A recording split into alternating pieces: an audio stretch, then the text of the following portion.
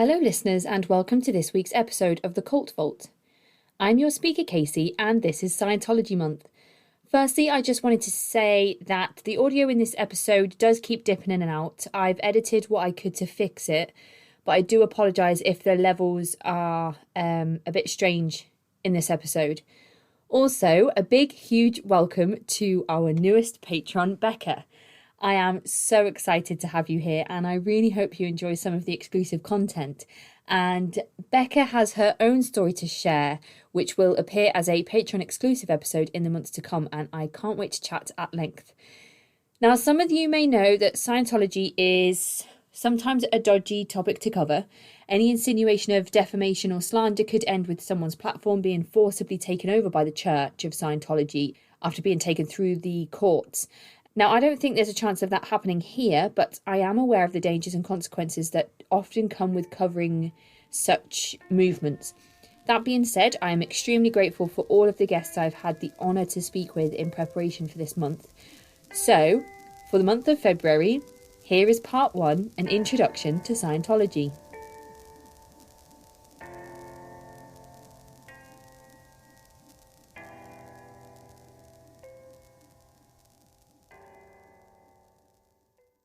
So hello listeners and welcome to today's show. As some of you may know, we're covering Scientology across February, and today's going to be a little bit different because I have a guest on the show who is a very good friend of mine. Her name is Lou. Some of you may have heard about me talking about her before, because it was actually Lou's idea for me to start a podcast specifically on cults. When I said I wanted to start a podcast, and during lockdown and on my maternity leave, Lou said, well, maybe you should do cults because there's so many true crime podcasts and I'm really interested about Scientology. And I was like, that's a really good idea. So I started the podcast, and when I arrived at Scientology, I thought it would be a really good idea to invite Lou onto the show so that she could tell me everything she has learned about Scientology. So today I am going to take a back seat and I'm going to hand it over to Lou and let her tell you everything she knows about Scientology. And then for the rest of the month, there's some interviews to hopefully fill in any gaps that we have left. So for any references, we've decided that if we forget to list them in the episode, we're going to list them in the episode description. So if anybody wants a list of the references, they'll be there. But without further ado, here is my friend Lou. Oh, that was such a nice introduction, Casey. I feel like you've put me on a pedestal as a Scientology expert, but I think I'm probably much more like the listeners that are just really interested about different cults. And Scientology just fascinates me, and it has done for a really long time. So where would you like to start, Casey? Oh, well, I didn't do much research myself because I knew that you were going to be doing the bulk of the research. So most of what I know is either what I've stumbled across researching other movements and sects, or what I've been told in the interviews that I've done over the last couple of months in preparation for February. So I think we should just start at the beginning. Yeah, shall I give you a little bit of L. Ron Hubbard history? Yes. Okay, so L. Ron Hubbard has quite a eclectic life before he gets to the point where he creates Scientology. So, right. He was born in Nebraska, US, on March the 13th, 1911, and he grew up in Helena, Montana. So he moves around a lot over the beginning of his life, and actually kind of throughout his life, it's a big theme. So I'm sure I'm going to miss some of the places that he lived because he lives everywhere. So his mom is a lady called Leodra May. Right. She was a trained teacher, but from what I could see, she didn't actually work as a teacher during his childhood. I think she worked as like an administrator. And his father, Harry Ross Hubbard, he was a former United States Navy officer. However, shortly after he is born, L. Ron Hubbard is born, his father then goes back into the Navy because it's World War I, and he's posted in Guam.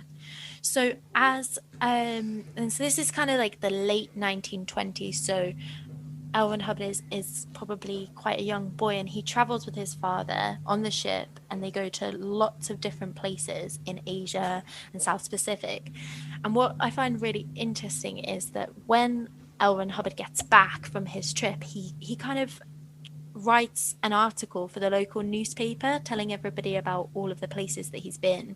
So that was in the Helena Daily Independent, and he kind of broke down the different places he'd been to and kind of gave an account of his travels. So it's kind of starting the roots of his writing and maybe kind of that attention needing starting. Right, okay, yeah.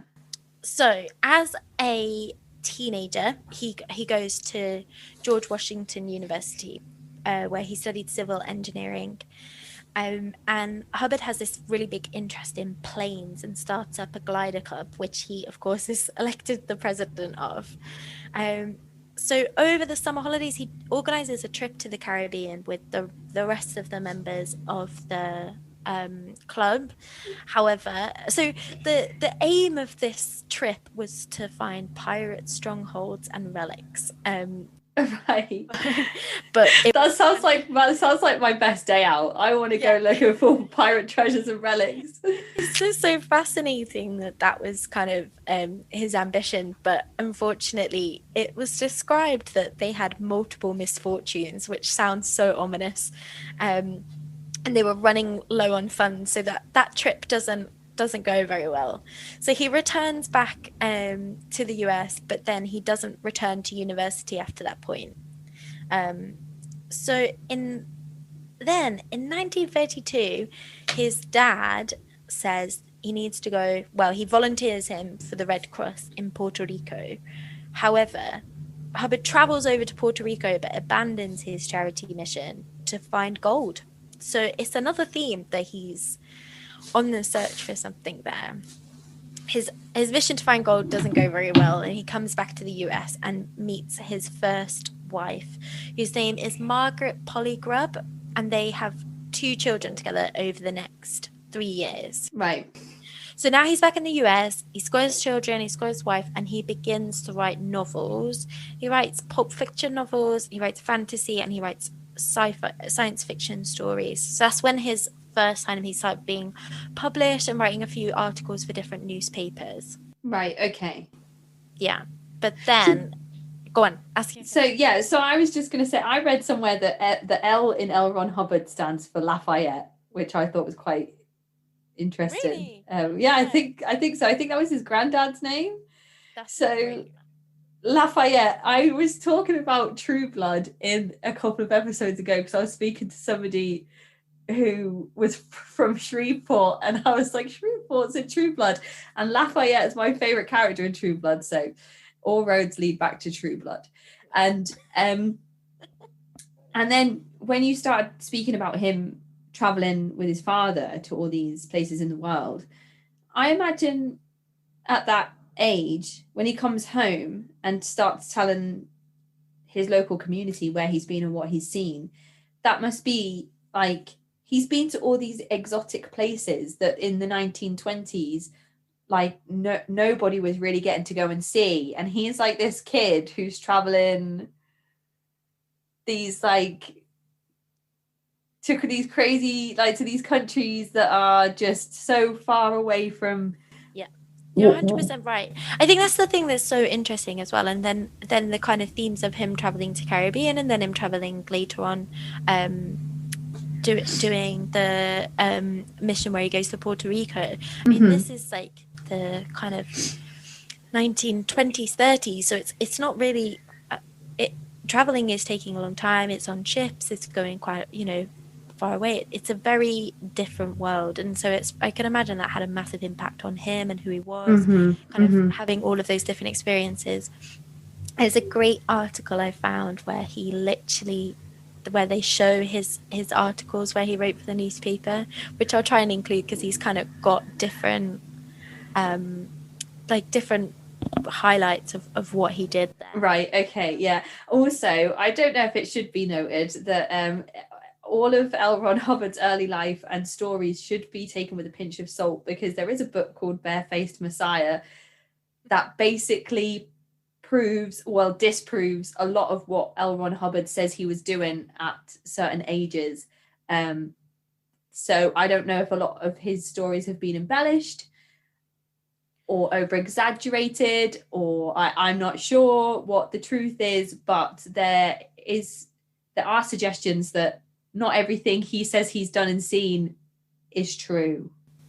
Yeah, I can definitely see that, because there was something I read that he was in the Boy Scouts in Washington, and then he earned the rank of Eagle Scout in 1924, so he was the youngest ever Eagle Scout. And then I read another article that then said, like, we don't keep records of how old Eagle Scouts were. So it's kind of that embellishment theme, and kind of like what is going on there, really. Yeah. But then I suppose that comes with the territory of a charismatic leader. So, well, yeah, definitely, and he's definitely that, like that he is.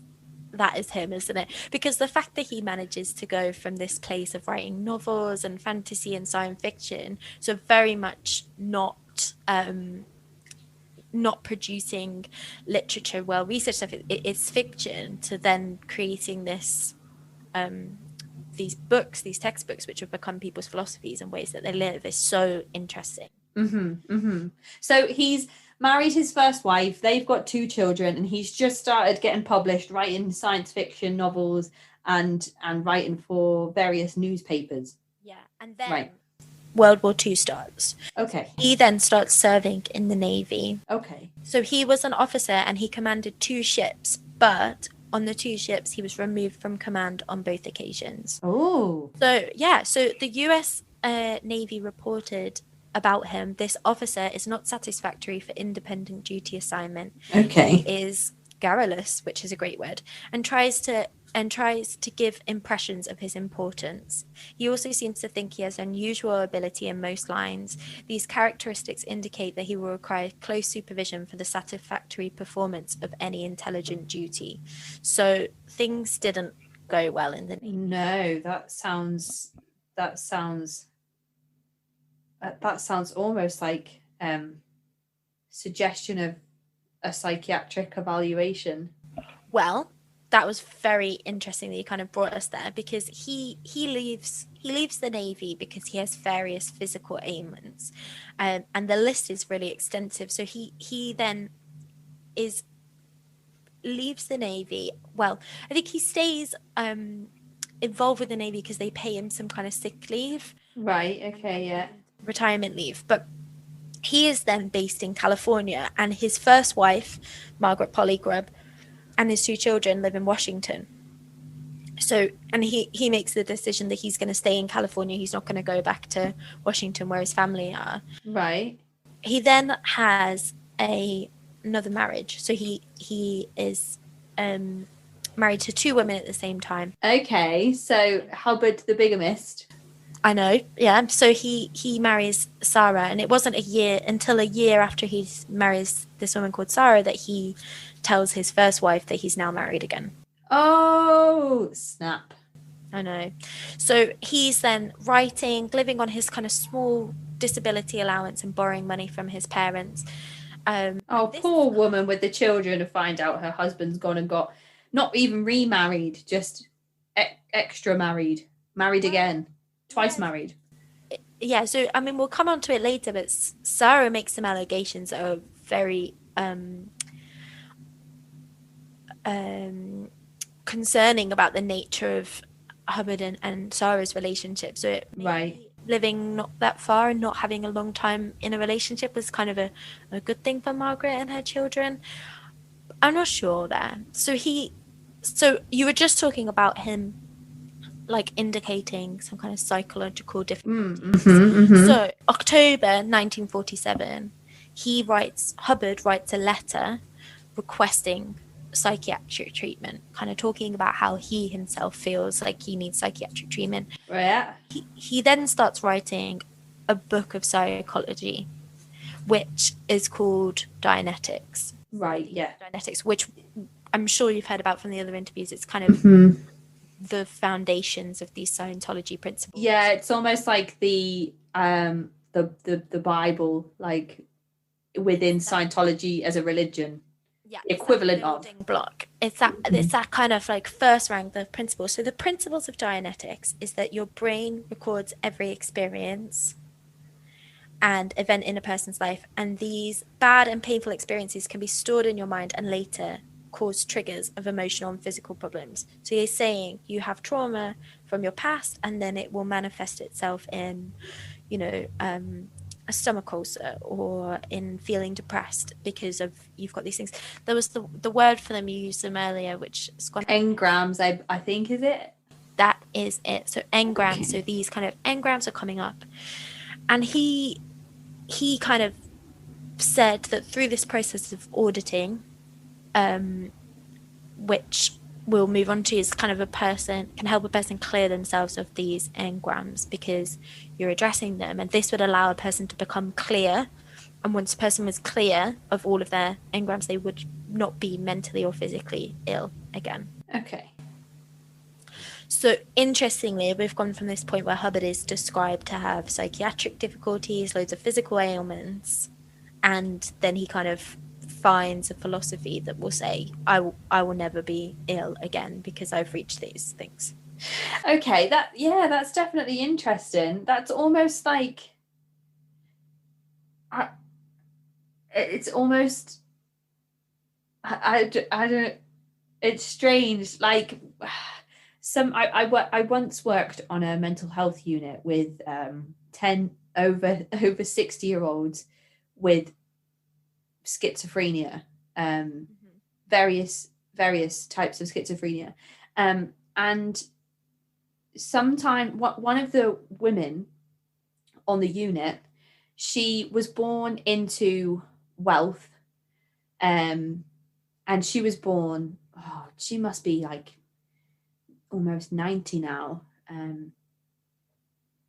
and she was born into wealth, and her mother was very much the type of woman that took advantage of that lifestyle. She wore very beautiful dresses, listened to, went to the opera, listened to very grand music, and kept, upper class company, and lived in a huge, beautiful manor house.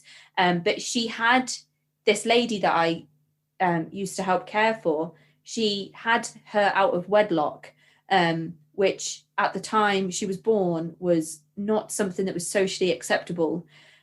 So the mother was removed from the family home and cut off from all the allowances that she was given and the grandiose lifestyle that she was living. So her mother continued to bring her child up as if they were still living in those circumstances, even though they were only sort of in like a 1-bedroom house. She would wear her dresses, and she would speak in a way that was very grand, and she would be very expressive and over the top with her mannerisms, and she was very well spoken. Even if they went out to dinner and places, she would keep up this persona that she was still part of that kind of upper echelon of lifestyle. And when the daughter began to show signs of schizophrenia at the age of 18, 19, she kind of took what her mother had taught her, and those built on the delusions and the delusions of grandeur that this poor young girl started experiencing when her schizophrenia kind of was triggered. So I would be caring for her. She was in her 80s at this point, and she basically was the same as her mum from on the good day, on her clearer days, she would talk about her mum and her upbringing and what things were like, and then on other days she would want you to put certain music on her iPad, and then she would say, don't speak to me, you're lower class, you're just scum. I'm going to be picked up from here tomorrow, and I'm going to be whisked away by this wealthy doctor, and he's going to take care of me. He's got a mansion on the shore. He lives on the coast, and he's going to take me to all these fancy dinners, and he's got a whole wardrobe full of beautiful dresses for me. And it was almost like her mother and her self eventually, I suppose, because of the mother's influence, maybe, they couldn't handle not being part of that community, not being part of that lifestyle, and not having that life. And so she lived it. She just lived it in her own delusions, and that was the answer to it. She was like, well, if I can't physically have it, then then she basically, I mean, I haven't spoken to her for years, and I do think about her sometimes and hope that she's doing okay. But I just wonder if L. Ron Hubbard's done the same thing, if you know what I mean. It sounds like, I know that was a really long-winded way of me to say this. No, I loved it. But what I wanted to say is that it almost sounds as if he starts to have these psychological problems, psychiatric problems. He approaches somebody for help. And in that moment of approaching somebody for help, he's either decided that he doesn't need help because he has the answer, or help doesn't come quickly enough and before he slips into what could be described as some type of mental health break. I said this in the last episode, like, I don't want to armchair diagnose, so I don't want to put any labels on it. But at the same time, who knows? Maybe Dianetics has something to it. Maybe there's something in Dianetics that works. Maybe L. Ron Hubbard had some kind of epiphany, and he and the rest of Scientology have finally worked out something that the rest of us haven't. So who knows? Well, I think it's the kind of thing that when you hear people talk about Scientology who have been inside of the religion, that they have, the foundations are things that they found useful. I think, because I don't think anybody would stay in it if they didn't gain something from it. I mean, a lot of the early courses are on things like, managing healthy relationships, communicating when you have difficulties, money management, things that we all would be attracted to come to. And just coming back to what you were saying about L. Ron Hubbard and your kind of story about the lady that you worked with, these things, a lot of the things that L. Ron Hubbard writes about, you can see that he's got an interest of them because of where he came from. So the fact that he later has this inner circle of the Sea organization, and his father's in the Navy and he's in the Navy, it's a very simplistic comparison, isn't it? But there is something to it. The things that he was attracted and interested in become the foundations, and the fact that he was suffering with difficulties is likely to have made him think, well, how can I address this? What can I look into? Which then becomes his point of writing Dianetics. Mm-hmm. Although it doesn't always go very well for him. Right. So he begins his Dianetics, and he's kind of lecturing at this point, and he's writing to a lot of psychology boards and reaching out and being like, okay, I want people to hear about my new theories. And he I read this story about him doing a lecture where he presented somebody who had gone clear and said that they would be able to tell the audience things that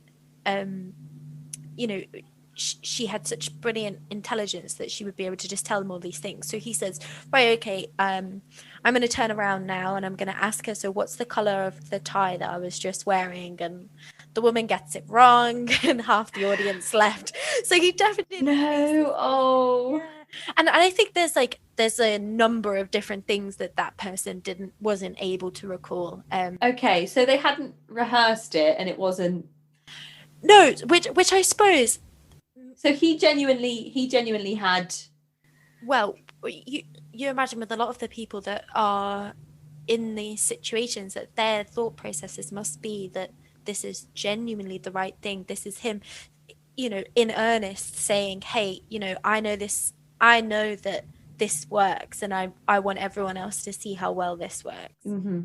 That's his motivation behind it, in my view. Mm-hmm. So he published his Dianetics, okay? It's in October 30th, 1950. At this point, he kind of... it says that he resigned from the Navy, but obviously he wasn't active in service at that time. So whether he was on kind of a... with them but retired. And Dianetics becomes a commercial success the second it's released. However, it receives a fair amount of criticism from newspapers, medical scientists, and things. And so there's a lot that happens through these years. So I've just simplified it for anyone who's an L. Ron Hubbard expert. They'll probably be like, you've missed this out. But the next kind of key thing happens is that in 1951, his wife, Sarah, files for a divorce, and she says that he was having multiple affairs and he was perpetrating horrendous domestic abuse towards her, which is centered around things like keeping her awake to the point where she's so sleep deprived that she feels suicidal because she just can't cope with this. And there becomes a custody battle between Sarah and Owen Hubbard's children, and later Sarah then says, I didn't mean any of these things, and describes that he's a fine and brilliant man, and she's able to keep custody of her children, and that kind of ends their marriage. So Hubbard now, on these philosophies, sets up the Hubbard College, and he marries a staff member called Mary Sue Whip, which was only 18 years old at the time. So there's a fair age gap there. But really, really shortly after he sets up this college, he then, like a number of weeks later, moves to Phoenix, Arizona, where he starts the Church of Scientology. So that's where we begin. And the church spreads quite quickly. He ends up setting up, it becomes like what's described as a worldwide movement in 1960. So 9 years from church opening to there being churches in the UK, there being churches in Canada, and it becomes something that's not just him.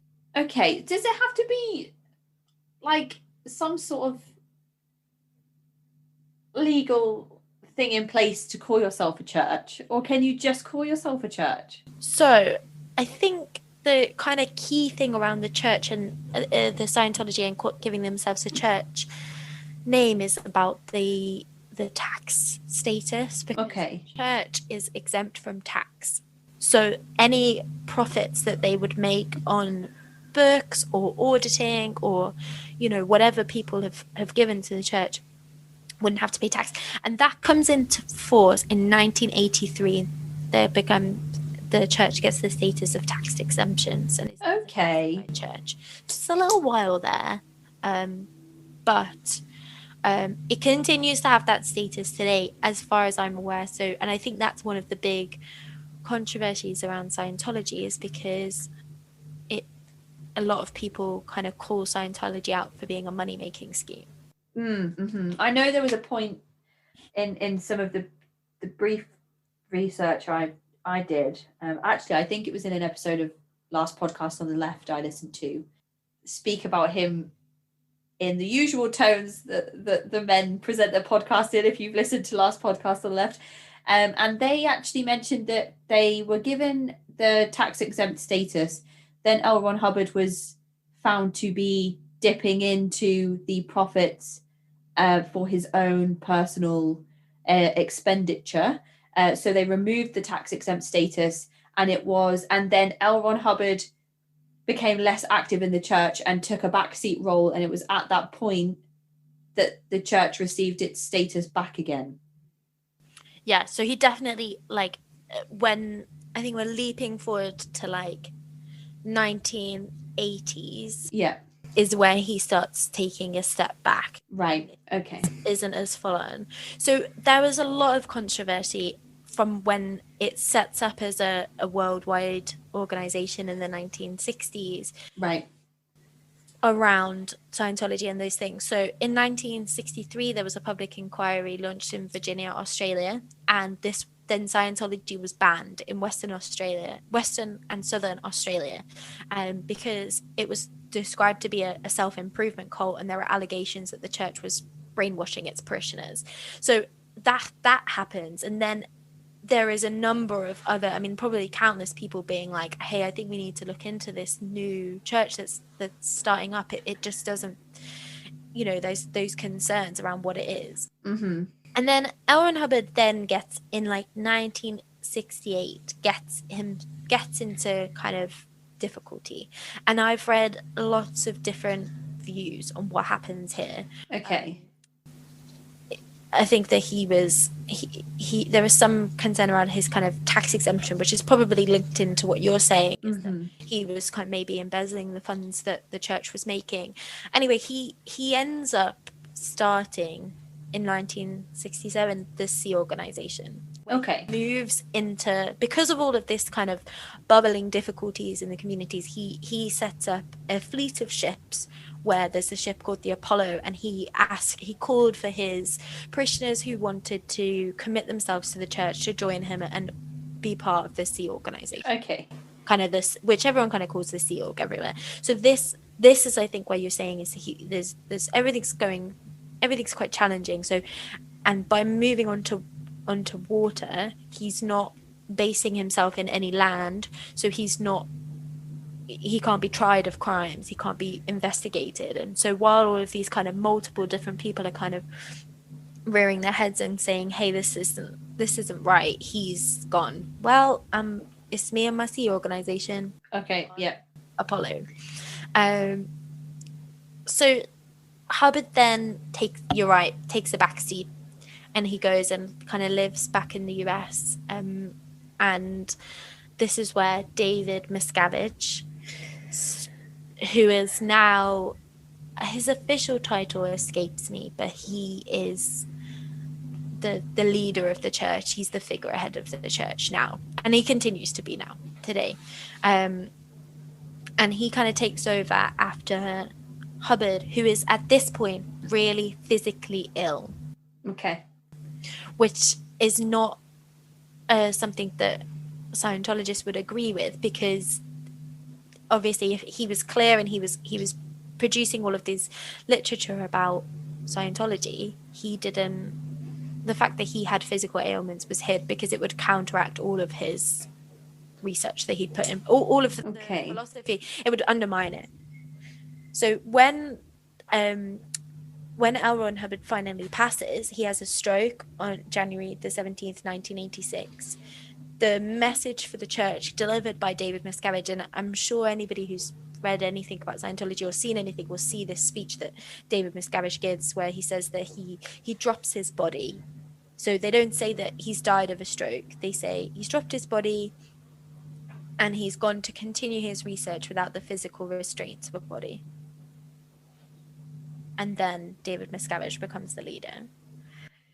Okay, so just explain that to us a little bit. What?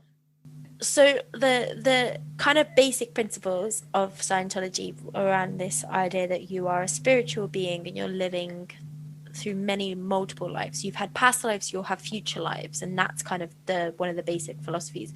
And when L. Ron Hubbard passes, the message given to the church is he's now continuing his research into Scientology in the ether, through being a spiritual being. He's reached that final that standard that he no longer needs his body to sustain him. Okay, so when I was in my teenage years, when I was a big Twilight fan and read the books over and over, because I was the perfect age to be a victim to the Twilight saga. But then Stephanie Meyer released a book called The Host. And The Host was a book about these alien life forms that were like these little silvery centipede type things that would invade a planet and take over a host's form, whether that was like a sea cucumber on a faraway watery planet in another galaxy far away. Yeah. Or Earth. So Earth gets invaded by these little silvery centipede things that kind of attach themselves to the like base of the brain stem. Yeah, and just basically they spend like a period of time on a planet, and they're very peaceful. They have very advanced medicines, and it is an interesting story. So when I read about Scientology, and I think the spirit forms are called other thetans. Thetans, yeah. So that's what I think of. I think of the host, and I think of these like little silvery centipede things that aren't bound to one planet. They can travel from one planet to another, and basically, so the main character of the story, she inhabits a body, but the consciousness is supposed to kind of take a back seat and go dormant, and then the I don't know, parasite, alien, I don't know, the form takes over the host's body, and the host is supposed to be completely dormant, but in some cases the host's consciousness remains there. So the host is like, what are you doing invading my body? And the alien is like, well, we've come to nourish your planet, learn about your planet. We'll spend like a generation or two learning about your species, and then we'll move on to other planets and galaxies and stuff. So they're not there to like steal all the water or pressure to harm, are they? Yeah, no, they're just there to learn, basically. And then they go and they travel, and then they so this alien life form thing has had like 12 lives and has lived on 12 different planets and experienced 12 different cycles of different existences. And that is almost what this that's what I think of when I think of thetans. Yeah. So anybody that enjoyed the Twilight Saga, go read The Host, because actually there's a film of it as well, and I enjoyed it when I was 14. So I have not even heard of it. I think though that's like the kind of foundations of this is that a lot of people who are in Scientology, they genuinely really wholeheartedly believe that Scientology is the way to cure not just themselves but also the whole of the world, because if everybody believes in Scientology and follows the same principles, then we'll all be saved, and we can all address that kind of like trauma that we've been through over the past however many lifetimes. So that's my little history update. The rest of the kind of things is about the kind of principles of Scientology. And this is the bit that just really fascinates me. Okay, so I really enjoyed learning about L. Ron Hubbard. So thank you for the information. Do we know much about this David Miscavige guy? Well, I haven't done like a backdrop of David Miscavige. I know that it's more that he was so this is like things that I've kind of heard and learned about it rather than kind of really looked into. But his dad was a Scientologist, and so he joined the Sea organization at a very young age. So I think he was kind of 15, and at 16 his dad, Ron Hubbard, bought him the plane ticket to go to Clearwater, Florida, which is it Clearwater, Florida? To Clearwater, where he could join the Sea organization. And he went up the ranks of Scientology very, very quickly and becomes this kind of overwhelming presence in the church. Right, and that's how Hubbard meets David Miscavige. Yeah. So he's part of the Sea organization. He's committed himself, and David Miscavige, just from kind of observations, is a very charismatic leader. He's very and he obviously had a huge passion for the church to leave and at that age and go to be part of this organization and give that up. And he clearly had really big ambitions, and he's fulfilled them, hasn't he? He's made his way up the ranks really. To the top, yeah. Well, yeah, to the top. And he would, the way that it would be framed is that L. Ron Hubbard is still the kind of leader, but he's passing messages to David Miscavige about where the future of the church is going. That's interesting. It's almost like when I spoke to Dr. Yanya Lalich, the cult expert who I interviewed a few episodes back. We spoke about some of the coverage on the Jehovah's Witnesses that I did, and even though Jehovah is the godhead of the religion of the church, there's still a group of 5 or 6 men who decide the direction the church is going to go in, and what's published in the Watchtower, and that sort of thing. So that feels quite similar in that way.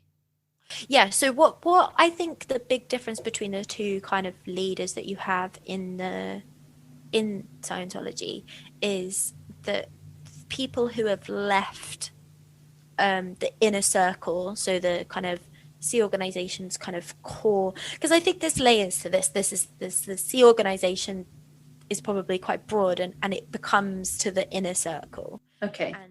And people who have left from the very, very inner circle would say that David Miscavige will say, I don't know what I'm gonna put out there next. I don't know what I'm gonna write. Because have you heard of the bridge?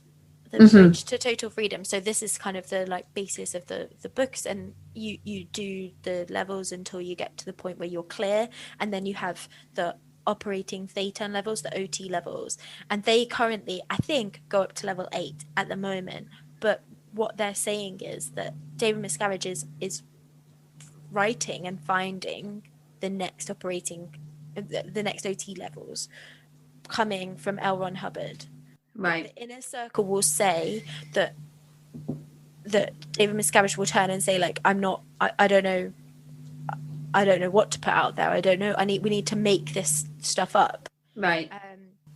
And there's a lot of kind of talk about the levels and the courses that you're doing that you'll get to. So I think Leah Remini, who's spoken out so massively about Scientology and grew up as a Scientologist, and then as a celebrity renounced anything to do with Scientology, and is very actively against Scientology at the moment in her kind of podcast and her documentary, her series.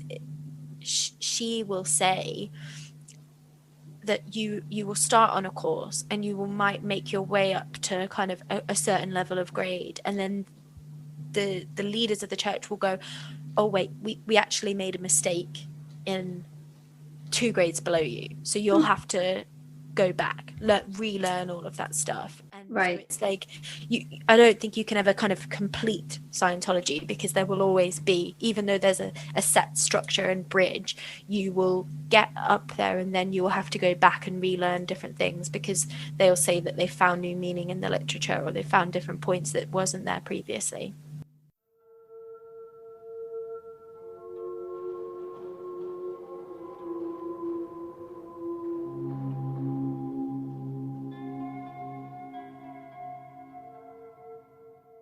I interrupt this episode to bring you a message from this week's awesome sponsor. It's a fellow podcast called Old Timey Crimey. Old Timey Crimey is a podcast that looks into historical true crime, cases of missing people, unsolved mysteries, crime and murder from back in the day. They have covered in-depth and fascinating cases from different points in history and cases from all over the world. The hosts, Scott, Christy and Amber, have a great rapport and chemistry that will keep you entertained and enthralled throughout their detailed episodes. They even have episodes called Old Timey Crimey, for those days where your commutes are shorter or your meals take less time to cook. I recently listened to the episode on the Somerton Man, which is one of my all-time favourite unsolved mysteries. It's about a man found deceased on the beach who ends up having a coded message sewn into the lining of his jeans. And to this day, nobody knows who he is. But the hosts covered this case in a way that I hadn't heard before. They have almost 100 episodes in their catalogue, so there's so much to keep you going throughout these winter months. It's a podcast that I highly recommend for any true crime fans. Old Timey Crimey can be found wherever you listen to your podcasts. So tune in today. That's Old Timey Crimey, where the good old days weren't always so good.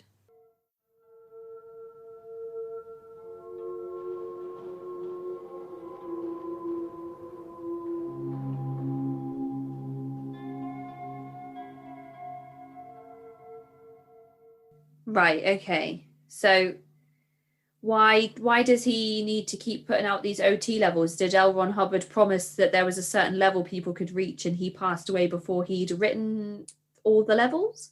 Not to my knowledge, but I suppose this comes back to like the motivation of the different leaders, in my view, that around what they could have been. So in the OT levels, you're meant to start getting certain powers. So they attach you to different things, that you're now not just clear, but you're able to kind of, be invisible, for example. Right. Because you've done this certain course in Scientology. But I think it sounds like we talked about it in the beginning of this, that L. Ron Hubbard genuinely believed the things that he was putting out. He was writing these literatures and wholeheartedly had them as a focus. Whereas the message around David Miscavige is that maybe his intentions are slightly more on the not slightly, but more on the financial side. Okay. So I think we haven't touched on this, but the cost of being in Scientology, being part of that church, is very it's extortionate. That we start off with these courses that are small, and then we get the cost to engage in these different things is huge. And I tried to look for different figures around what they estimate it would take for you to become OT8. Right. And the figures are just so wildly different, so I wasn't able to kind of like get a clear figure on that. But you know that people are spending huge amounts of money to do these courses. Their life savings are going into these. Your house, you'll remortgage your house because it gives you the money that it enables you to reach the literature, to reach a certain level. And on top of that, there's a lot of parishioners that have left Scientology who talk about how they weren't just asked to buy their own copies, but they would have to buy copies to donate to libraries. And then because the courses were kind of reinvented or new things were learned, you would then have to buy all of the materials that went for another course over again at huge expense. Right. So from what you've said there, I'm gathering that to move up these levels, you have to gain access to literature, read that literature, and through that literature, that's how you gain that next step and those powers. But not just read and gain. Right. So I think L. Ron Hubbard is very had a huge focus on understanding the meaning of the words, and this is something that's in the Beyond Belief book as well, and described by, there's a very short video of L. Ron Hubbard while he's on the ship of Apollo, and he talks about a word, and then he said he reenacts the definition of the word. So to understand a text, you would need to learn what a word meant, so what the definition of the word "and" meant in all of its different contexts. And by understanding not just the word, but like the etymology of the word, you understand what it means in all of those different contexts, you would then be able to understand the literature all over together. Okay, but if you're reading a book with like 1 million words, and you have to, that's wild. That's yeah. So the word "so," for example, I would have to research that and understand it in all its different contexts and where it originated from. Yeah. And so what they would say is, if you don't understand the text, if you don't know what that means, it's because you haven't understood a word. It's not that if you question science. Oh, okay. Go back, look, you must not know the definitions of your words, right? So you need to go back, you need to learn that again. Okay, so it's a little bit like, if I'm going to compare it to something else I've looked into before, it's a little bit like if you're feeling like your faith is dwindling in something like ISKCON with the Hare Krishnas, for example, you will be told to chant more. And if that feeling doesn't go away, if your doubts don't go away, it's because you're not chanting enough. So you're recommended to continue chanting. So if you read one of these books and you don't gain these powers, or you don't feel like you've reached the next level of whatever it is they've promised you, it's because of something you've done, or something you don't understand. So that's like an overwhelming message from people that have left the church, is that they're saying that they felt like everything was their fault. So it wasn't that you didn't question David Miscavige, you didn't question Owen Hubbard, you didn't question the text, you didn't question, and we haven't talked about auditing, but it's a huge part of it. You know, you didn't question your auditor. Everything came back as you not fully understanding things. Right. Okay. So you mentioned there Beyond Belief, which is a book, and I know that we mentioned it before we hit record, but just give everybody a little bit of context about the book itself. I've actually got it right here. I got it as a Christmas present. So yeah. Really interesting book. So is it written by, now this is testing when, is it Jenna Miscavige Hill, so close. So she is David Miscavige's niece, and she grows up within the church, and she kind of gives an account of what it is like to be somebody who grows up within Scientology, that becomes a member of the SEAL organization, and then questions the church and makes the decision eventually to leave, and now publicly speaks out about her experiences of leaving the church. So let me just, there's something I was reading about David Miscavige. So this was his niece that published this book, Beyond Belief, and she speaks out quite extensively in the book about Scientology. So David Miscavige's wife, Shelley Miscavige, she was last seen in public in 2007. Yes. So it's my understanding that David Miscavige's father, who was once an extremely devout Scientologist, actually himself has renounced the faith and speaks out publicly also, and speaks about what he thinks may have happened to his daughter-in-law. And because she began to speak out about Scientology herself, all of a sudden kind of just disappeared. So there's all these conspiracy theories around what has happened to Shelley Miscavige and why she hasn't been seen for so long. Some people think that, you know, that maybe she's been killed and taken somewhere. David Miscavige's father thinks that she's being detained and held somewhere, and will probably never hear or see her again. So it's interesting that so many family members around David Miscavige have renounced their faith and speak out against the church, but and as soon as his wife seemed to be doing the same thing, just suddenly vanishes, and nobody really knows where she is, what's happened to her.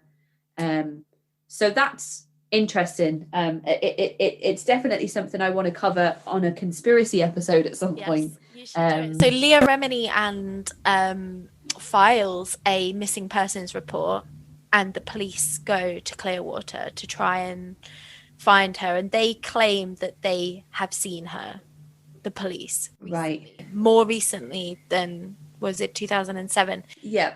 However, that was like, there is a big question mark over where she is and what's happened there.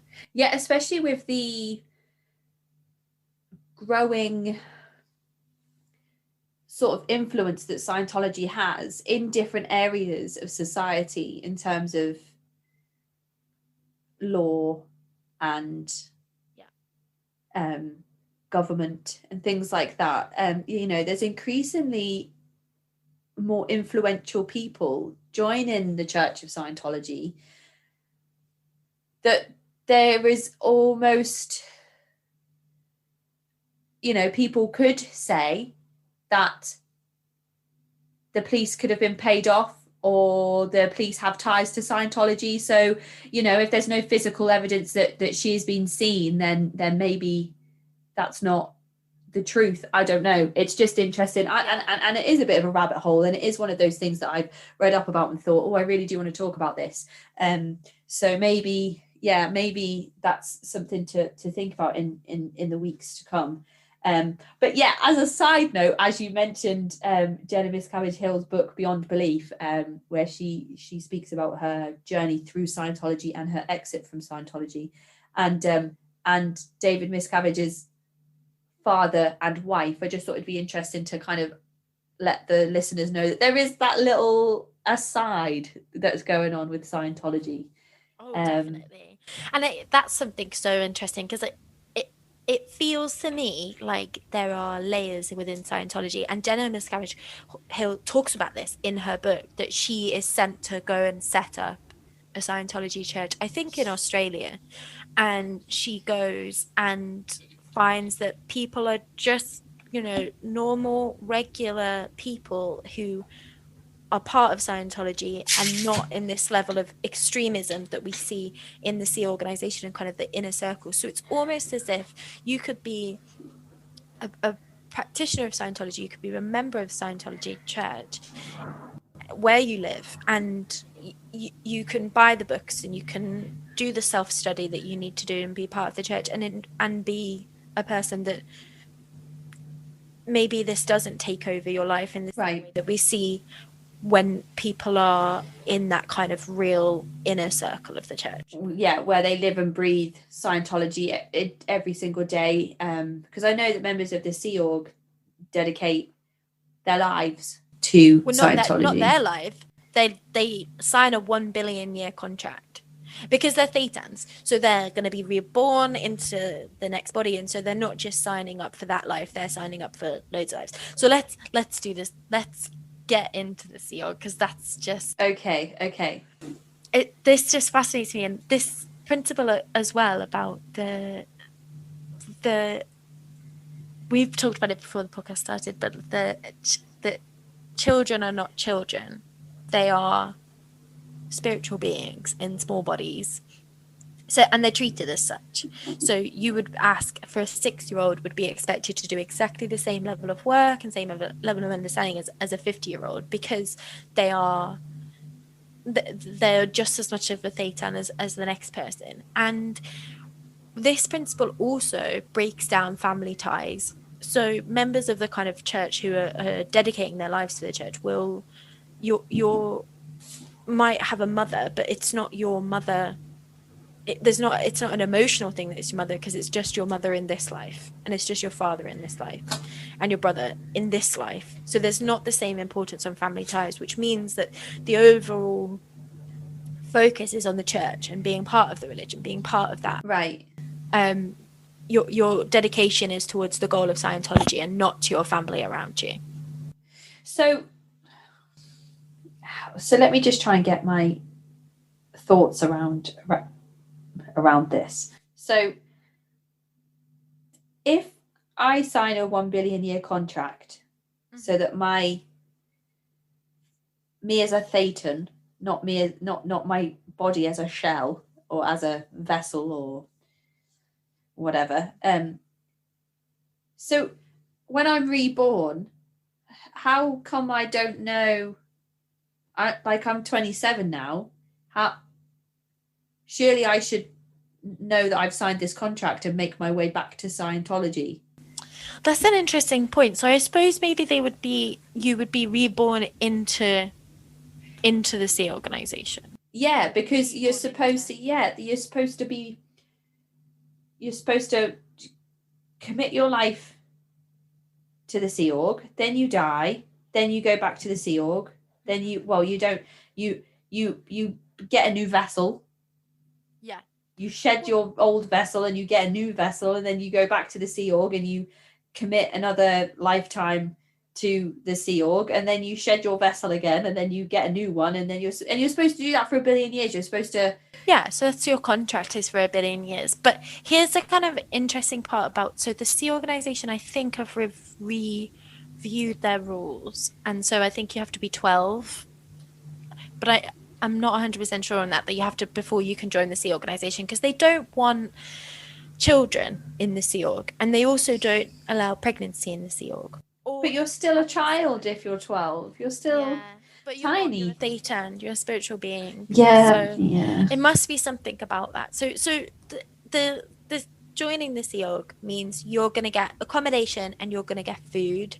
You're going to get some money, so very, very small amounts of money that you can to be part of this organization, and then which is part of what people describe becomes this entrapment and this kind of level of where people say it's like a cult, in that you are unable to leave because you don't have access to those kind of really basic resources. You're living in a place where everything is paid for by the church.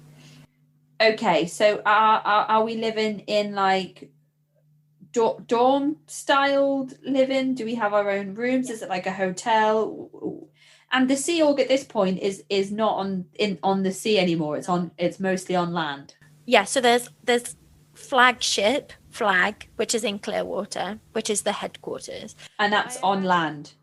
Yeah, but there's also like the Celebrity Center. There's also going to be bases all around the world. And like as Jenna talks about in her book, is that she goes from being in, I don't think she was at Flag, I think she was somewhere else, and she is then goes to Australia to set up a church. So she is like out in these outreach missions to try and. So that's her role in the Sea Org, is to. Yeah. Okay, so that's the type of thing you would be expected to do if you joined the Sea Org and signed a billion-year contract. Yeah, but I think it's really varied because I think it's a whole community of people in the Sea Org. So there's going to be some people who are going to be cooks that are preparing food. There are going to be some people who are going to be part of the marketing team. They're going to be part of the event coordination. They're going to work in the celebrity center. Okay, that's interesting. So the principles of the Navy and the teachings that Hubbard gained from the Navy have stayed within the Sea Org in terms of living boot camp style in shared dorms and having strict exercise regimes and restricted access to food and luxuries and money and that sort of thing. So it becomes everything for you, this commitment. You're all in. All of your resources are gone. You are part of the church and you are in the role that you are assigned to be in. Well, how long does that last for then? How long are you expected to live in this dorm styled life before you are given a role in the Sea Org to go off and carry out? I think it's just from my understanding is it's so varied that you could be based in somewhere where you were in a kind of dormitory type setup. You could also and your parents could be in a different part of the organization. They could be doing completely different roles. They could be part of different teams running different projects. Okay. And would have different kind of setups. But it's very, very common, I think, if you're a family that are born into the Sea organization, I need to be clear about this. There is a lot of people who have left the church who were in the Sea organization who have said that they weren't able to have children being within the Sea Org. So there is a lot of allegations of forced miscarriages, forced abortions from being in the Sea Org. And why is that? Is it just like not wanting to lose valuable labor to parenting, or?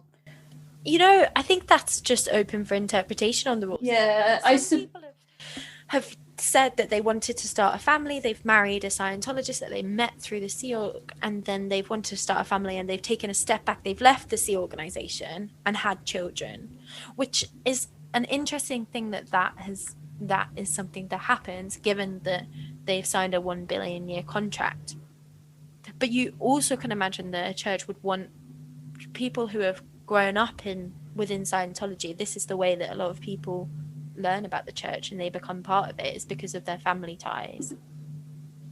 So maybe by not directly being in the Sea Org but taking a step back and being part of the community of Scientologists, that will enable the church to be further on. And a lot of people who who've left will talk about how they're, you know, they worked in a car company, but the owner was a Scientologist. Everyone that worked there was a Scientologist. They rented their house from a Scientologist. So the same ties were there because the community that we were in were holding them up, really.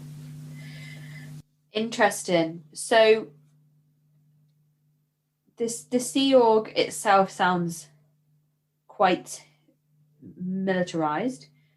Do they have a uniform? Yeah, so it's very similar, like navy uniform, like navy, not navy the color navy, the like the army kind of uniform that people would wear and kind of be a symbol. Yeah, so it sounds like the Sea Org is like it sounds like you said, you know, you could be somebody who, take Christianity for example, you could be somebody who says grace before dinner and maybe says a prayer before bed and goes or even just goes to Sunday service, or even just goes to Sunday, or even just goes to a Christmas Eve service. You know, not an avid churchgoer, doesn't religiously read the Bible, isn't involved in every single church activity, isn't spending 1, 2, 3, 4 hours a day on church activities, and it's just kind of, you know, still spiritual, still practicing, still living life by the guidelines of the religion, but not devoting every single day or lots of significant free time to their religion. So that could just be like the Scientologists who become part of the church. They purchase 1 or 2 pieces of literature. That's enough for them. They have enough to go by those principles. They have the Book of Dianetics. They kind of live by those principles. You know, they practice that spiritually, and carry out, you know, the guidelines of that book without investing in all of these courses and OT levels and joining the Sea Org, which is then where you would be devoting every single day of your life with no free time, living and breathing your religion with kind of no time to take a step back and breathe almost. Yeah, I think Leah Remini would say that people at the kind of lower end of the Scientology church, they're still dedicating 2.5 hours minimum a day to their study. Oh my goodness. They're still on the path to courses and they're still being encouraged to do that. Right. So I don't think there's necessarily a kind of casual user, like a casual Scientology member. I think it's still, if you're, I mean, it must be a gradual thing, mustn't it? Because you can't imagine that people, there's got to be that initial attraction, which we talked about earlier, the relate to people, and then it has to be useful and enough that it enables people to want to continue. Becomes part of that way of life. But we definitely see these kind of cult principles played out much heavier towards the Sea organization scale of Scientology. Yeah. And what we haven't kind of talked about is the kind of people, particularly Mike Rinder, who was a very senior member of the Scientology Church, who is now works with Leah Remini and gone public about how his experiences within the church. And he describes being in this very close inner circle with David Miscavige, and he was in Flag in Clearwater, and he describes being in this place called the Hole, which is all of the kind of officers and officials being locked in one room together, being given slops to eat, being forced to beat each other until they've confessed their crimes. Right, okay. And this is something we haven't talked about as well, is that in Scientology it's very the kind of very, very common for people to submit something called a knowledge report. Yeah.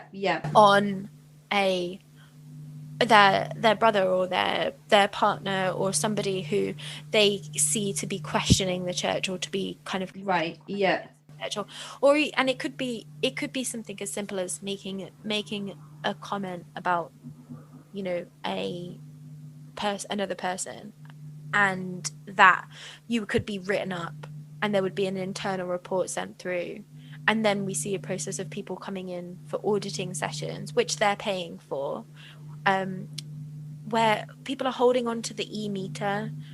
Yeah, so we haven't gone through auditing. So no, we haven't. So just finish up explaining about the knowledge reports and the consequences of being written up, and then I've made a note. We'll snap back to auditing. If anybody that's listening is like, we keep saying auditing and we haven't told you what it is.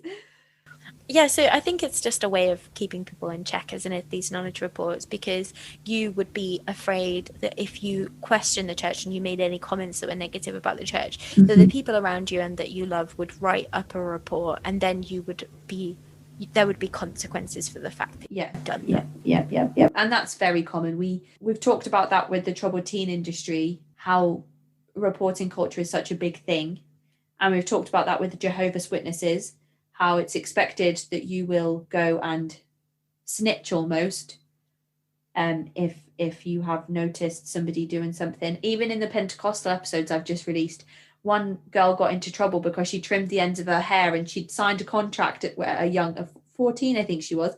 She'd signed a contract to say she wouldn't cut her hair because you're supposed to be, modest on the outside. And she got told off because she got snitched on for trimming the ends of her hair. So a lot of these movements that we can apply cult-like methods of control to, that we can go through something like Stephen Hassan's bite model and apply different types of control that groups may have or use on the members, keeping people in fear of one another, stops them from being in fear of those in positions of power. And it's the same in the prison systems. I wrote about this in my dissertation. In American prisons mostly, from the research I did, the prison guards will segregate different nationalities and different people from different ethnical backgrounds. And they say the Hispanics will be in this corner, the people of color will be in this corner, the Asians will be in this corner, and the Caucasian Americans will be in this corner. And then it's almost like if an Asian person crosses over to the Caucasian side of the prison camp, then all hell breaks loose. And the prisoners are kind of keeping themselves in check, and they're so scared of each other, and they're so scared of crossing over into the wrong territories, that they're not really looking at the types of abuse that could be inflicted on them by people in positions of power, like the prison guards, for example. So I'm not saying that every single American prison uses this system and every single prison guard is trying to abuse the prisoners, but there have been documentaries where this has been seen to have happened, and prison guards have told the people making the documentaries that is what they are doing. It's an observation Louis Theroux makes in his World Toughest Prisons. He talks about how everybody's so segregated, and he interviews people there, doesn't he? Mm-hmm. And I think what this does, this kind of method of it creates a culture of fear. You can't trust anybody. Exactly. And that stops people questioning and forming relationships. Yeah, because you and your devotion is ultimately to the church, to that figure, because you can't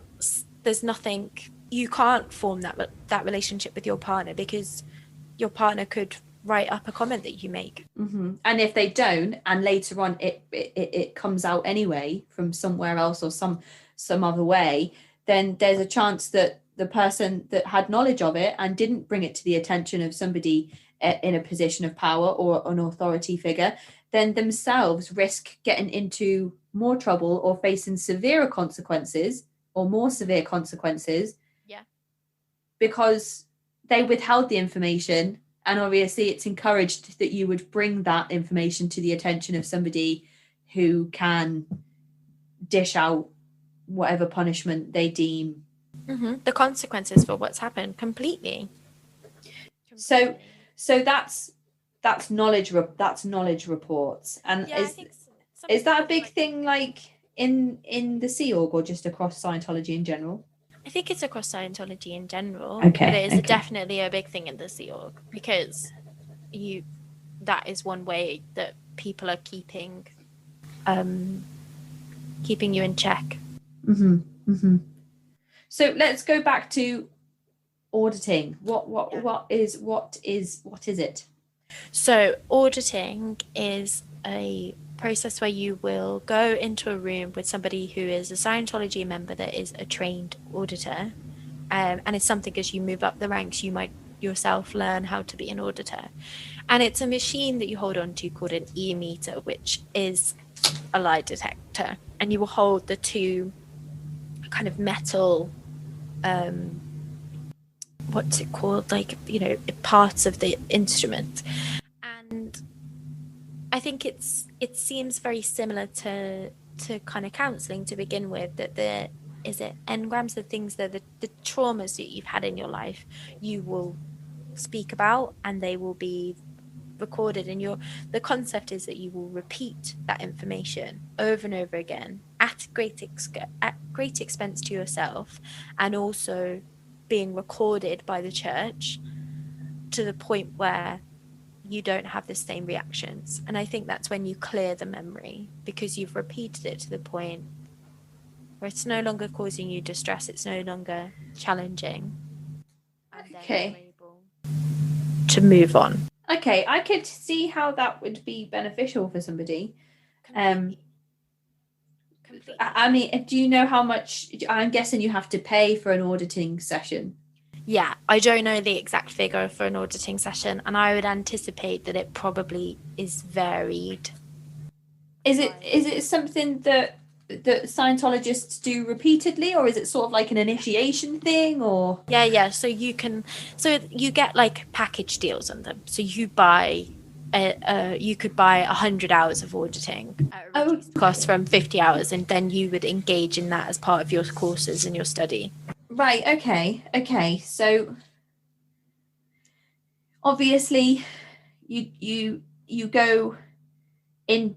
Well, I don't know if it is obvious, but you go into your auditing session with your auditor, who I'm guessing has been trained by people who have been trained by L. Ron Hubbard's literature on how to carry out these things. And so you go to your auditing session, and if you wanted to talk about something that caused you great stress, like, I don't know, sometimes I think about, I sprained my ankle really badly once, and sometimes when I can't sleep, the noise it made when it popped, sometimes I just end up replaying that in my head, because it's like, really strange things you think about when you can't sleep. And then I think about when I sprained my ankle and the pop, and I replay it over and over. So let's say I go into my auditing session and I really don't want to think about this sprained ankle anymore. So part of my 100 hours would be spent on clearing that engram. Yeah.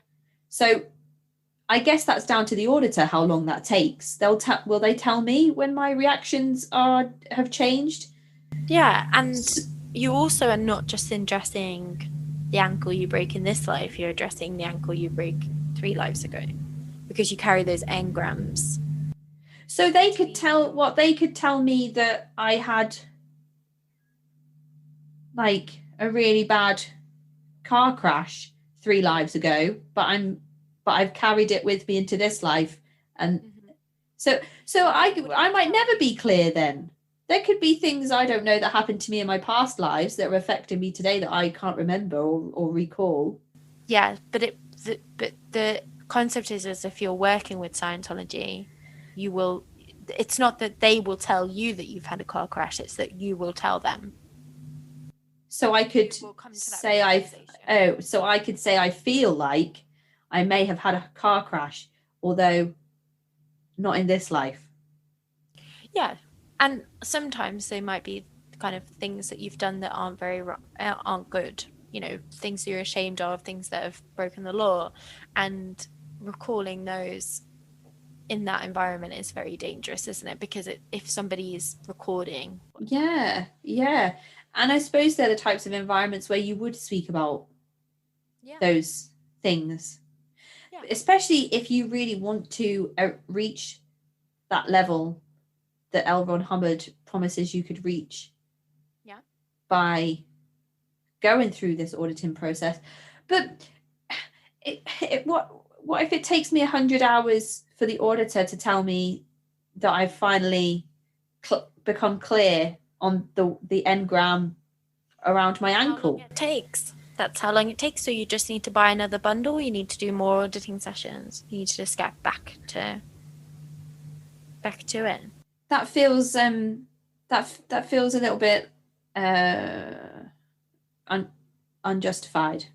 Yeah. That I have to wait for somebody else to tell me that I am reacting differently to it based on what the e-meter is saying, and not my physical reaction to it and how it makes me feel. Yeah, completely. And something we kind of talked about it in the knowledge report bit is that people will submit a knowledge report, and then you might be called in for something like called a security check, which is where they're using the e-meter and this auditing process, but you're not talking, you're being asked to confess to what you've done wrong, what crime you've committed. Right. And that could be anything. That could be the bottle of vodka that I drank last week. Yeah. It could be the comment you made about the latest bit of literature not making sense to you. And you could admit to all these things hoping that you mention the one thing that they're talking about, incriminating yourself the whole time and potentially getting yourself into more trouble. Definitely. And so and I know that we've jumped a bit, but we were talking about that kind of inner circle where yes. But David Miscavige was saying, I'm leaving you in this room in the hole until you confess to your crimes. And that's why things are going wrong, is because one of you is committing crimes. And what Mike Rinder talks about is this essential process of people beating one another until somebody confesses a crime. So we then see this very kind of more sinister side of the church in that end, is that there are these multiple allegations of David Miscavige being, physically attacking people within his organization. And kind of Leah Remini puts this really, really well about how it's the idea of, it's like somebody saying that the Pope has beaten people up. Like, the concept of it is so alien because he is the all-powerful leader. He's the figurehead of this. Okay. But didn't you mention briefly something about L. Ron Hubbard and allegations that his wife insinuated against him? Yeah. There was allegations that his wife Sarah had he physically abused her. And yet we're kind of seeing that same allegations against David Miscavige. But the concept is that you have been told over and over again that you must have done something wrong. So being attacked by David Miscavige wouldn't be, the automatic response wouldn't necessarily be like, hey, this guy is physically attacking me and this is wrong. It'd be like, well, I deserve this. I did something wrong. I must have committed a crime. I must have done was wrong.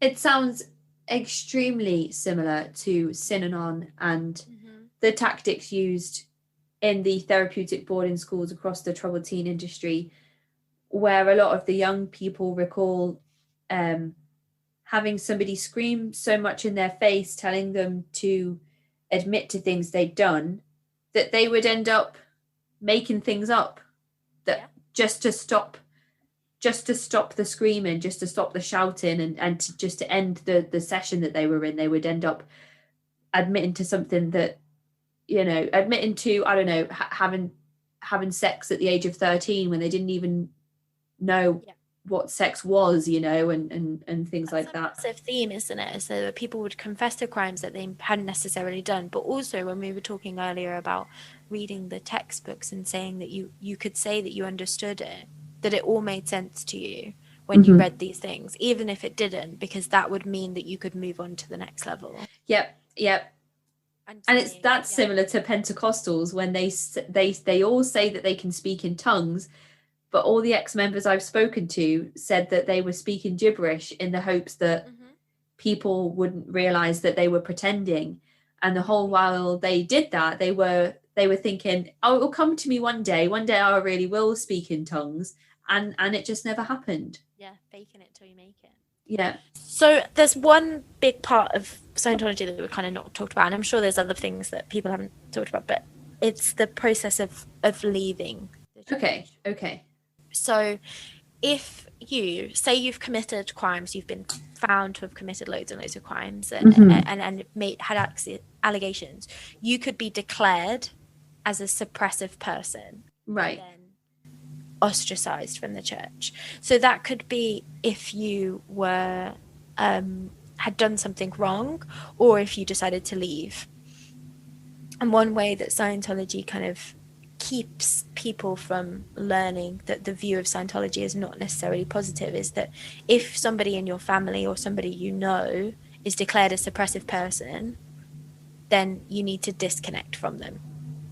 So that would end all of your relationships. Okay. And there are examples of this, that people will be told that their dad is about to be declared before their dad knows, and they need to make the decision: are you going to disconnect, or are you going to be declared as well? Oh, that's and the decisions are like, right here, right now, you need to tell me what you're going to do. And so when all of these public figures like Mike Rinder, like Leah Remini, like anybody who's left the church, the Scientologists, they no longer say that this policy exists, but they had this fair game policy where basically they would, if somebody left the church and then publicly spoke out about their experiences of it, then they would be fair game. And the church denies this now. They say that this doesn't happen and it's not a policy, even though there's been shows that have shown the literature of like the fair game policy. And so then we see people being very publicly targeted. So things like Mike Rinder will talk about constantly being followed by by private investigators. They will find that their car has been bugged, that their home has been bugged, that people have paid the bin men to steal their trash and give it to them so it can be examined for evidence against them. And like Leah Remini talks about how she will, if she's any time she is doing anything, there will be people who will target the kind of advertisers for her things, that any company that she's working with, that will write to them and make allegations about her to try and discredit what she's doing about Scientology and try and discredit. Right.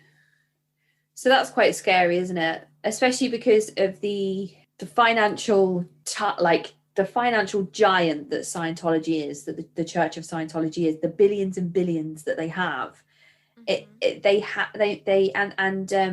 know that they have very extensive legal teams that will sift through the internet and defend the church against people that speak out. So I've had a few people actually reach out on Reddit and tell me to get legal advice before covering Scientology, just because of the potential backlash that I could get personally from using this platform to speak to ex-members of Scientology.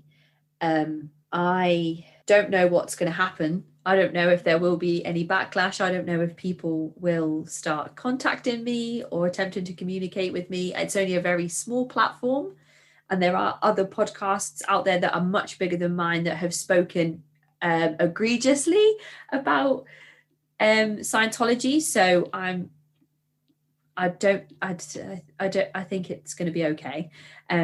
But yeah, and also this is information that has been shared by people who have left the church, and like neither me and Casey have a personal experience of this, isn't it? Very much. And I'm sure if you wanted to learn more about Scientology as a religion, you can find that information on their website, on their in these books that people have published. By accessing the courses if you wanted to see it from a different view. But it's very interesting that the overwhelming picture around Scientology is that it's a very interesting organization, and the kind of philosophies and practices are quite different from a lot of religions that we see, which are rooted in Christianity or Judaism or whatever. They've developed these things one step further, whereas Scientology is kind of like a whole new branch. And I think what I find amazing about Scientology is that there will be a church near you. There will be an organization that is around the corner. I know that when I lived in Birmingham, they opened up a huge Scientology church, and it's amazing seeing that this thing that's so kind of widely regarded as a cult being so prevalent. Yeah, it is, especially because the headquarters now, I believe, is in LA. Even if that wasn't the original birthplace of the Church of Scientology, the big, ornate, beautiful building is in LA. And Celebrity Center. Yeah, so when you think of Scientology, you think of Los Angeles, and you think of these iconic celebrities who have spoken about their involvement and in the church and their beliefs around Dianetics and the church itself, and moving up the levels themselves and paying to access these next levels of literature. And you think of America, and you don't think of there being Scientology centers around the corner from where we are in little England, but they are here. And there's been a lot of cases. The Louis Theroux episode I watched, where the woman was have you seen it? Was she a member of the Sea? Yeah, was she a member of the Sea Org when he was by his car, and she was shouting at him about having the right permits? Or because the road he was on was a private road. That was it. A private road, and they needed to get off the property. Yeah, but he had the permission letter with him. Yeah, I think he goes twice, doesn't he? And then, so yeah, it's. And then he speaks about having his emails hacked and passwords changed on his devices, and he'd visited a particular center in a particular area of America, and when he found out the IP address that had hacked his devices, it turned out to be exactly that place that he had just visited, that location that he had just been in, to speak to members of Scientology. So it is a bit worrying, the influence and power that this religion seems to have, and I guess that's where a lot of the negative publicity comes from. The very aggressive tactics that Scientology have used to disassociate themselves from any negative press. Yeah, that's how I'll sum that up. Yeah. Great summing. That's my Scientology. That's what I know, or I think I know. Well, you said that you didn't know much, and you've come here and you've told me everything. So, well, I think you've done a splendid job. Thank you so much. If there is anything that we've missed out, I'm sure that the interviews that I have been lucky to do that are just maybe not as accurate as they could be, but I'm sure that if people can tell us about them. If there's anything that we've said wrong or anything you can clarify for us, I would love to know. It's also interesting to go on the ex-Scientology subreddit and to read some of the stories and accounts on there. So if you're a member of Scientology and you would like to connect, or even an ex-member and you'd like to connect with other ex-members, then there is the ex-Scientology subreddit. no idea if that is monitored by any practicing Scientologists or anything like that. I should imagine it is, probably.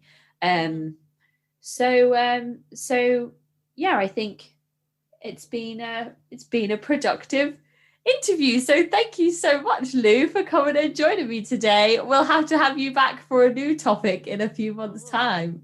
So welcome. It was great to be here. And thank you so much, Lou. I enjoy your dinner, and I will speak to you soon. Okay, love you, bye. Love you, bye. That is the end of this week's episode. A massive thank you to Lou for all of her hard work and research for this episode. We will include the sources in our episode description. If you'd like to get in touch, you can do so by emailing me at cultvaultpodcast@gmail.com or find me on Twitter and Instagram at cultvaultpod. I am your speaker, Casey, and this has been the Cult Vault.